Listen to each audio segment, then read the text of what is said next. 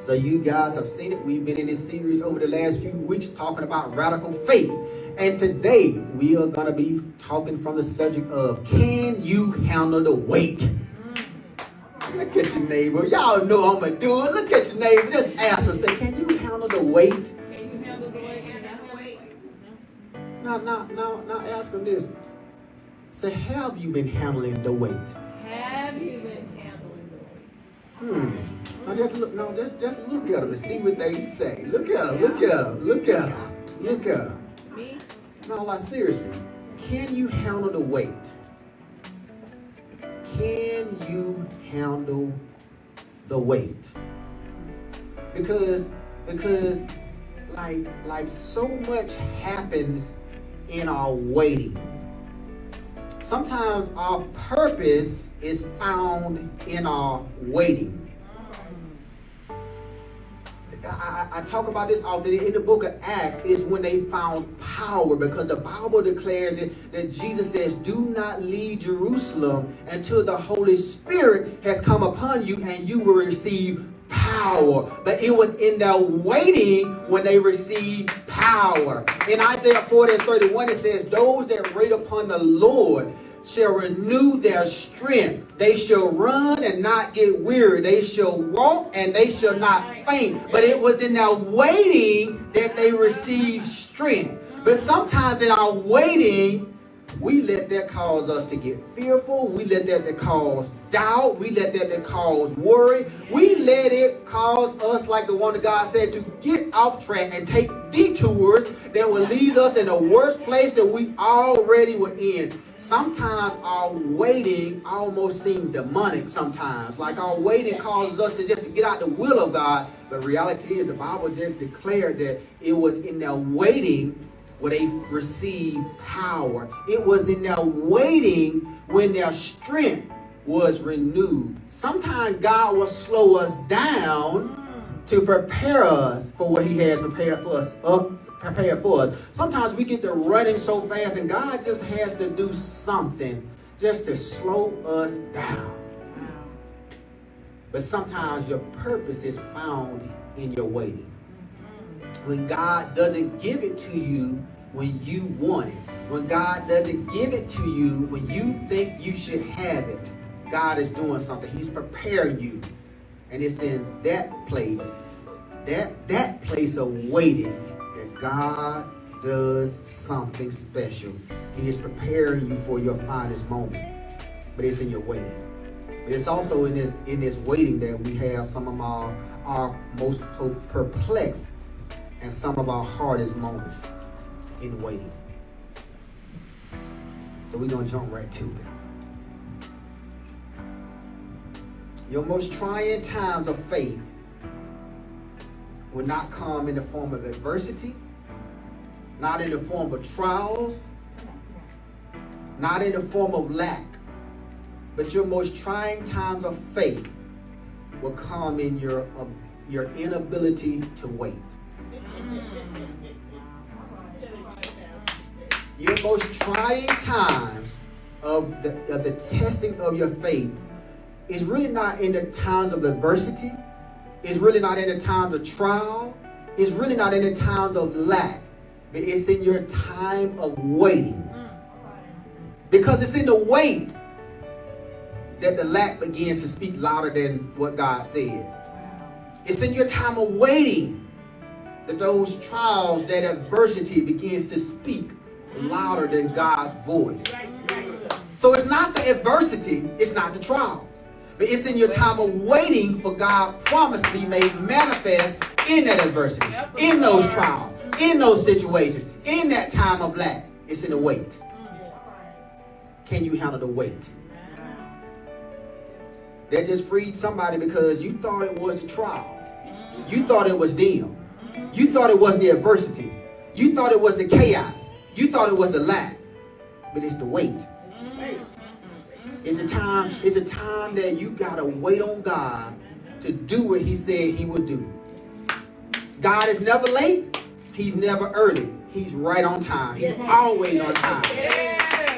That's why the Bible declares in Galatians 4:4 it says, at the fullness of time, simply means some translations say at just the right time, at the perfect time, he sent Jesus to die for us because he knew the world couldn't handle the weight of sin. So what he had to do, he sent Jesus at just the right time. When it seems like everything was going crazy, when it seemed like already enough has happened, when enough had happened, when we thought enough had happened, God let something else happen because he knew what the perfect time was. But in that waiting, it will cause us to do some crazy stuff. So today I want to talk from the subject of, can you handle the weight? I want to come from Luke chapter 8. I'm going to start at verses 40 through 46, verses 40 through 56. I'm not going to read all of it. I'm just going to talk through some of it, read some of it, talk through some of it, but then I'll fill in the blanks for you. Luke chapter 8, verse 40, it says, so it was when Jesus returned that the multitude welcomed him, for they were all waiting for him. And behold, there came a man named Jairus, and he was a ruler of the synagogue. And he fell down at Jesus' feet and begged him to come to his house. For he had an only daughter about 12 years of age, and she was dying. But as he went, the multitudes thronged him. Now a woman having a flow of blood for 12 years, who had spent all her livelihood on physicians and could not be healed by any, came from behind him and touched the border of his garment, and immediately is signifying that's a moment in time. I mean, a moment in time. It didn't delay. It wasn't a week later. It wasn't a month later. It says as soon as she touched him, immediately as she touched him, the blood stopped flowing. Imagine that. 12 years she had spent all she had on physicians and all kind of remedies and all kind of stuff I'm sure she did what Mama and them said. I'm pretty sure she rubbed some red clay on it, all that stuff. Y'all know those remedies that we had. I'm pretty sure she had did all that stuff for 12 years. The Bible declares that she had spent all that she had. And soon as she had an expectation that Jesus was passing through, and it says that as immediately when she touched him, because she had an expectation, she had this moment. She was expecting something to happen from the one who could make something happen. And the Bible declares that as soon as she touched him, the blood flow stopped. And Jesus says, who touched me?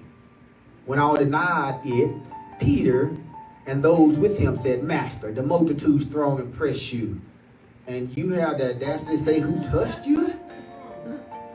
Verse 46, but Jesus said, somebody touched me, for I perceive power going out from me. Wow. Now, when the woman saw that she was not hidden, she came trembling and falling down before him. She declared to him in the presence of all the people the reason she had touched him and how she was healed immediately. I'll read these two verses. And he said to her, daughter, be of good cheer. Your faith has made you well. Go in peace. So somebody gonna get that. Faith, like faith dictates time. Yeah, somebody got that. Some of us are waiting on something to happen. Some of us are waiting on things to happen. But sometimes you apply your faith like the woman with the issue of blood did. Like for 12 years, she had her intention, she had her faith, she had all these things in the wrong place. But as soon as she got her faith in the right place, faith dictated what 12 years could not do immediately. So if you are in a place where something is not happening, you got to question yourself and say, is my faith in the wrong thing? And do I need to change my faith and put it on the right thing? See, faith will dictate time. because she got with the right person who can heal her, he did something immediately that her money couldn't do, that her resources couldn't do, that her people couldn't do, that nobody else could do, that the doctors couldn't do. The Bible declares that she had been going to the doctor for 12 years, spent everything she had. And as soon as she put her faith in the right person at the right time, what she was seeking immediately happened.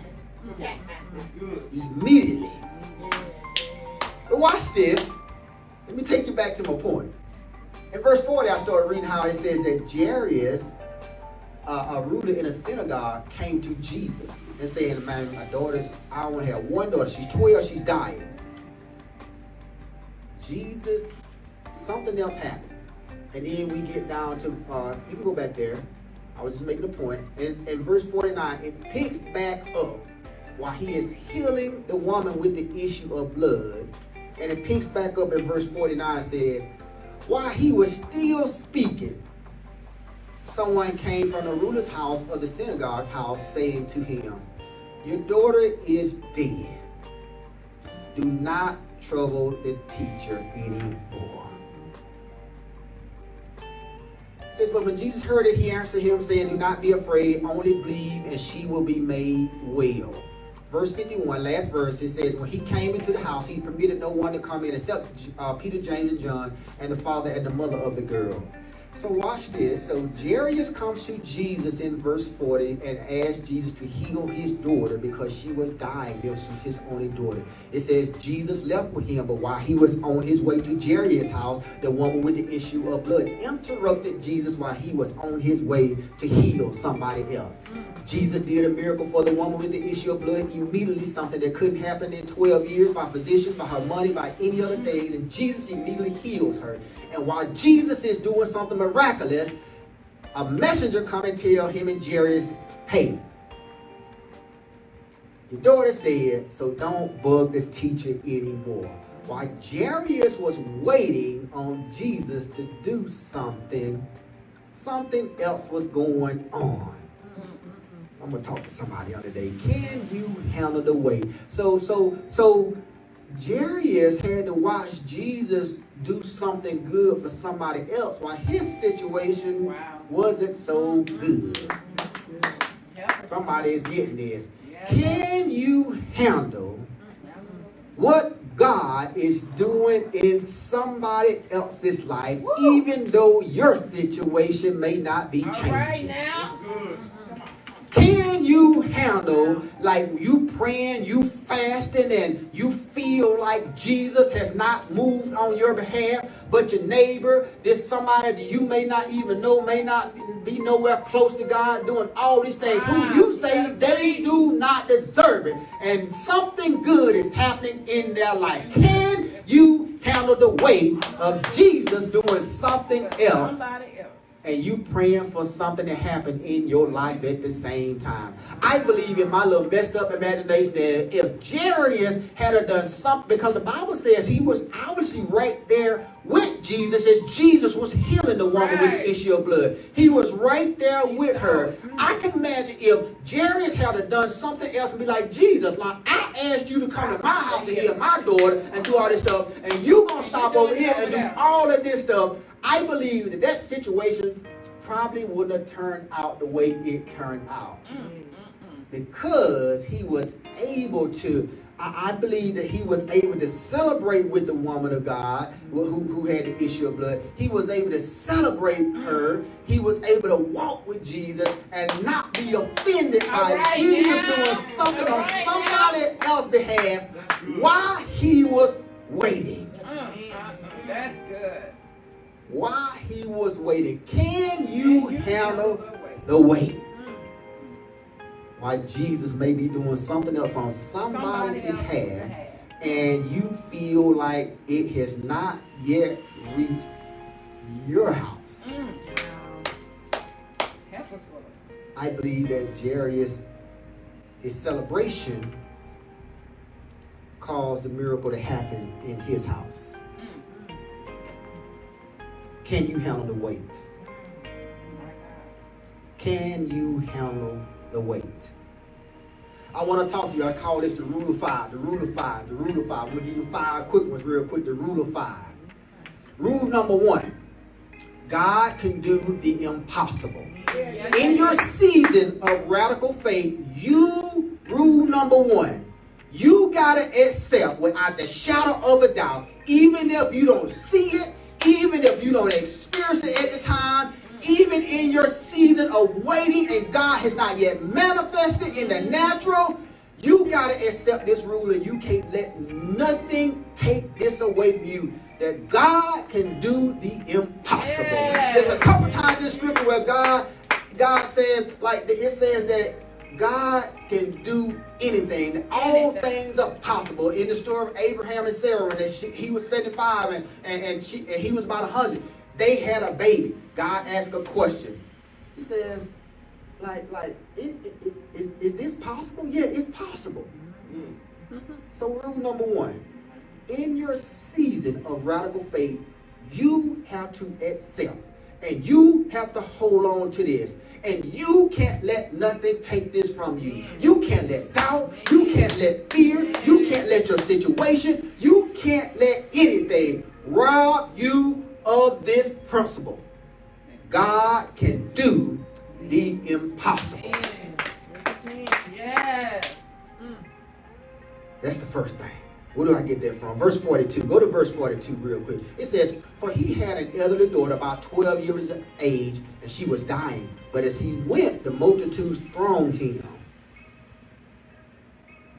You got to accept that God can do the impossible. Rule number 2. Let me go to rule number 2 real quickly. I got to get out of here. Rule number 2. When it looks like God is not doing the impossible, refer back to rule number 1. Y'all gonna walk with me. I'm going somewhere. Rule number 2. When it looks like God is not doing the impossible, refer back to rule number 1. Where do I get that from? Verse 43. I'm going to walk through this. It says that while Jairus, I gave y'all this, while Jairus in verse 40, you ain't got to go there. And Jairus in verse 40 asked Jesus, he comes to Jesus specifically, said, Jesus, I need you to do something on my behalf. Not Pastor Trish's behalf, not Toy's behalf, not Apostle's behalf, not AC's behalf, not even a woman with the issue of blood's behalf. Lord, I need you to do something on my behalf. If any of you had a request like that, hey, don't be ashamed, God. Yeah, you need to go to God and specifically ask for it. Ask for it. That's why he said ask. Ask for it. Ask and it shall be given unto you. Ask, seek, knock. Ask, seek, knock. He said, so he goes to him and says, Lord, I need this on my behalf, my 12-year-old daughter. The Bible declares that Jesus takes off walking with him to Jairus' house.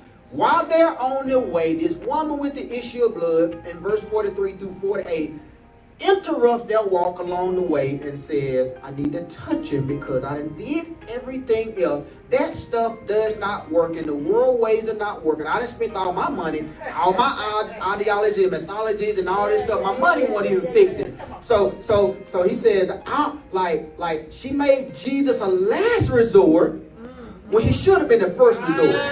But that's not the end of the story. At least she got it. At least she got it. Somebody say, at least she got it. At least she got it. It says she lost. She gave away everything, but at least she got it. So that's a principle. Sometimes God would strip everything away to show you who's Lord. Come on now. He'll let you waste he'll let you exhaust all of your options. Because that's what she did. She exhausted all of her options. All of them. And she finally went to the one who could solve it. So if you're in a place where you done tried, and you done tried, and you done tried some more, and then you should try some more, and some more, and you done tried all the remedies, you done tried all the stuff they said do, you done gone through the 12-step process, the 15-step process, and none of that stuff is working. Don't sow your money into another process. You go to the one who is Lord over the process. Yeah. So it says that I can imagine that Jairus was feeling let's be honest. I can imagine that he was feeling like God was not doing the impossible on his behalf. Like, get this, like, because again, like he goes to Jesus, Jesus started doing something else. Watch this, and then it says that while Jesus was healing the one with the issue of blood, a messenger comes and says, don't even mess with the teacher anymore. Your daughter's dead. Imagine how he was feeling. But whenever you feel like God is not doing the impossible, refer back to rule number 1. Refer back to rule number 1. God will do the impossible. Rule number 3. Y'all gonna catch on to this in a minute. In just a minute, you guys gonna catch on to this, okay? Rule number 3. Rule number 3. Rule number 3. Where's rule number 3 at? Rule number 3. When it feels like God is not doing the impossible, refer back to rule number 1. You guys gonna get this in just a minute. When it feels like God is not doing the impossible, refer back to rule number 1, which is God will do the impossible. Y'all gonna get this in just a minute. Just a minute. So where do I get that from? Verse 49. Verse 49. I just gave that to you. He says, while he was still speaking, someone from the ruler of the synagogue house saying to him, your daughter is dead. Do not trouble the teacher. I just gave you that. I can imagine he really must felt like, God, I came to you and you did not meet my request. Let's be honest. Let's be honest. Because because watch this. I came to Jesus about a problem. They told me if I come to church, they told me if I just give my life to Jesus, they told me that everything was going to be okay. But truth be told, sometimes it seems like it gets worse. All right. Sometimes it seems like the lack gets larger. Sometimes it seems like the problems get bigger. Sometimes it just seems like, Lord, you just forgot about me, and they told me if I just came that everything would be right. They told you a lie. Right now. Hey, I tell people all the time, and I'll tell you something, I told you something. I'm not saying church is the answer to everything. I am telling you it probably is the most stable thing in your life, though, because we here. We ain't going nowhere. We're going to encourage you. We're going to inspire you. We're going to motivate you. We're going to walk with you. And some of us need that sometimes when we're going through. But it says that while he was expecting something from Jesus, the situation got worse. It said he came to Jesus and his daughter was sick. But at the end of that, it says she died. Sometimes God will let a situation in your life die so he can resurrect something better in your life. Yeah, sometimes he will let the thing get worse so you can see him in a different way. The Bible declares that all things work together for the good for those that love the Lord and are called according to his purpose.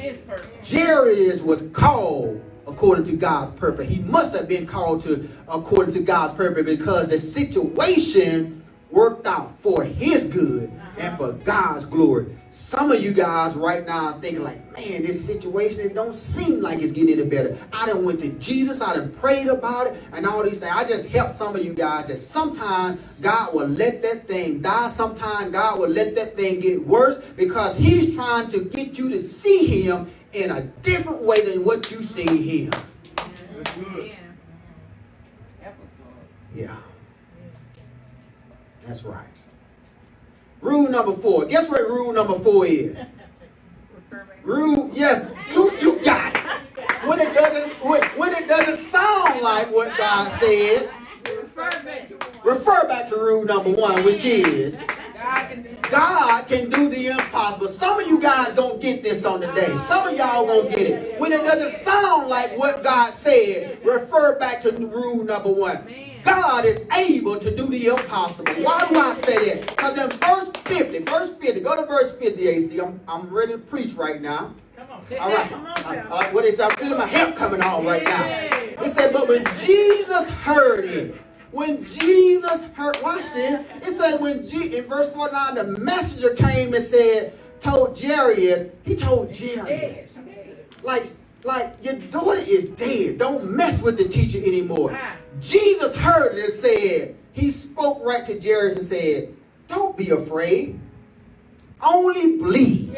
And she will be made well.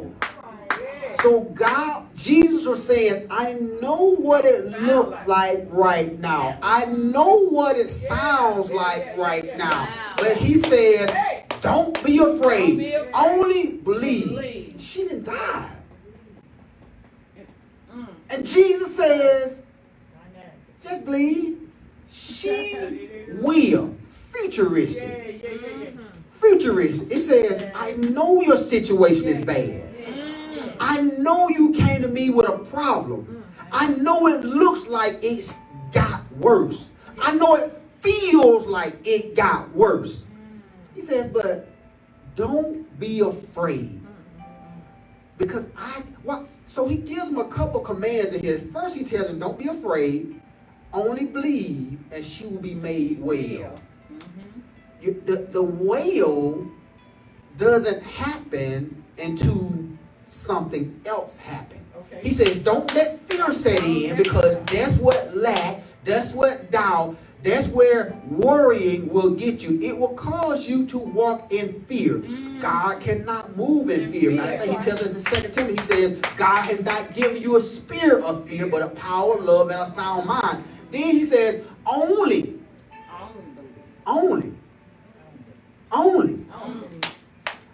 believe. So he says, don't be afraid, only believe. He says, I'm not giving you any other options. I'm not giving you any other options. That's right, Keisha. Period. I'm not giving you any other option. Just believe. And it says that she will be made whole. So if you're giving yourself any other options right now but to believe what God said, you are wrong. You are selling.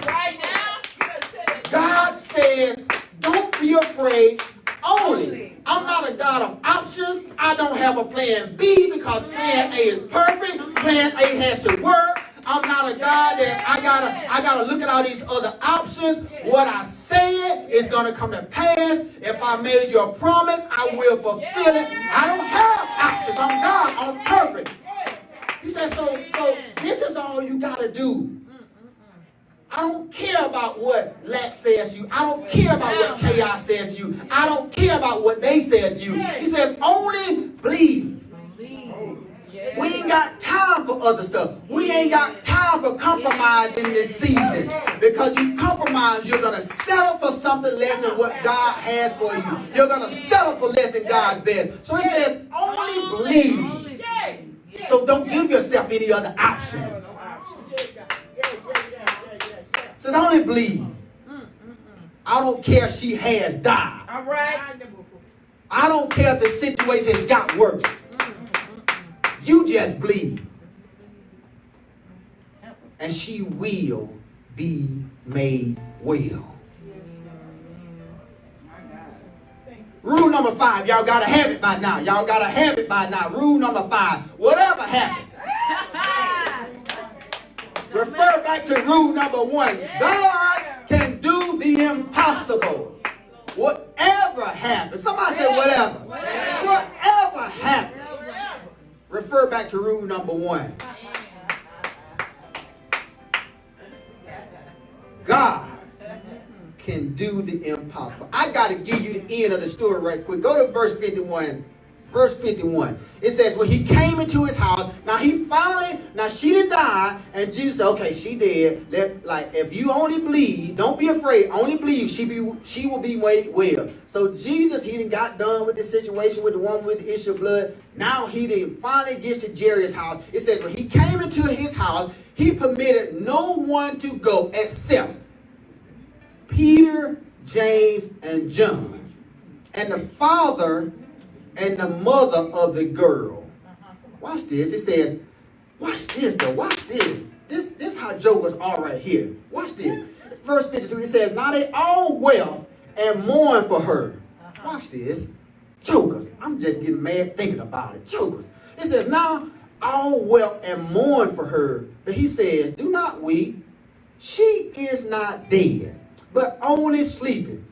And then in the very next sentence it says, and they ridiculed him, knowing that she was dead. It says they laughed at him when Jesus said she was not dead. It said because they knew that she was dead. Can I tell you the problem sometimes? Sometimes we just know too much. Sometimes we just know too much. And your knowing sometimes will get in the way of what God truly wants you to know. Jesus says that she is not dead. They could not receive it because they were receiving it with human logic. They was trying to analyze something that God was doing on a spiritual level from a natural way of seeing things. When God gives you something, it's most of the time it's going to be above your human logic. That's what faith comes in there and says, you just got to receive that thing by faith. If God says you're going to be a millionaire right now, you ain't got no money, then you just need to accept that you're going to be a millionaire. If God said your marriage is one to be modeled, and right now y'all can't stand to be by each other, then you just got to receive it by faith. If God said it, then it's so. Y'all got to get like Mary. What did Mary do when she's a virgin? God comes to her and tell, that man of God comes to her and tell her, hey, you are going to have a child. She said, I ain't never slept with nobody. How is this going to be so? He said, it's going to happen. So it says that, okay. It says, Mary pondered it. Meant that she held on to it. She know that if God said it, then that settles it. It says they ridiculed him, knowing that she was dead. They knew too much, and because of what they knew, it would not allow them to receive what God really wanted them to know. Sometimes you gotta forget all that other stuff and let God download truth into you. That's why the Bible declares that it's truth that will set you free. It's truth. It's truth that will set you free. It's truth. Two more things I'm out. This ain't in my notes. You have to understand that their energy does not have to be your energy. That's right. Amen. Wow. Their energy does not have to be your energy. Their outlook does not have to be your outlook.